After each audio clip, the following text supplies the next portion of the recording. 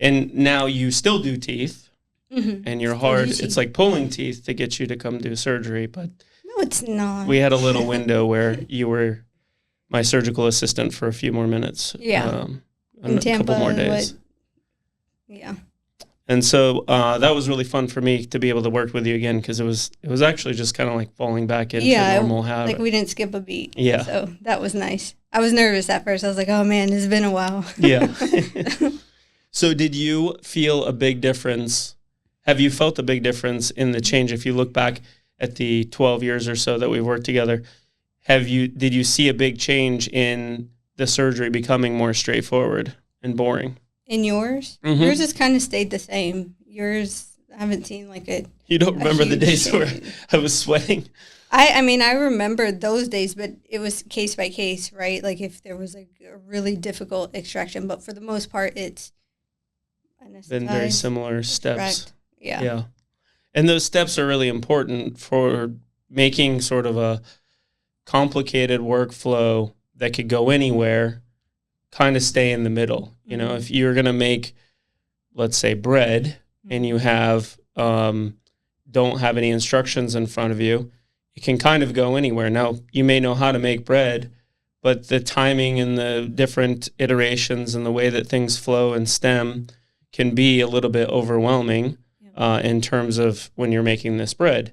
And so it's helpful to have a recipe that you can then veer off of, right? I mean, we've all followed a recipe and we've all kind of gone off of it a little bit. But if you have that recipe that's sort of straightforward and sort of stepwise gets you through everything, you can get things a lot more efficient. And I've spent most of my career, I would say, looking at the last surgeries. We used to take a lot of pictures. Remember Yeah, that was my favorite part of it. Took thousands of pictures, looking at them, what works, what doesn't work, what's a little bit more overwhelming for patients, what's underwhelming for patients. I mean, not to be like overtly graphic, but one of the biggest things is when we essentially, as you know, we clip the bone down just a little bit, and it's been vilified in the world, but it's really essentially just clipping the nails off, right? It's just the little portion at the top that's going to die anyways. And in that clipping, most of your, we'll say, mainstream techniques and how to do it involve bone saws or burrs that cut the bone, which require irrigation, which when a patient is sedated, sort of I found it overcomplicates things. Yeah, and it extends the time of the surgery. And extends the time of the surgery. Unnecessary. You get extra water, and it's uncomfortable. Yeah. And loud. Patient feels like they're drowning. Yeah. It's a weird little thing, but when you're cutting that bone, there's still blood vessels that work in there. And so I used to get a lot more bleeding when we would use the water.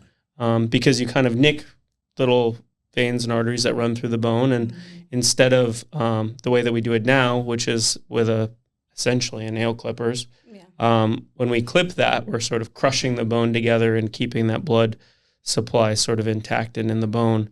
And that's just one of the ways that we've sort of simplified things, because now when we do it that way, we don't have to interrupt our surgery because the patient's choking on the water. We don't have to calm the patient down because they feel like they're drowning or being waterboarded.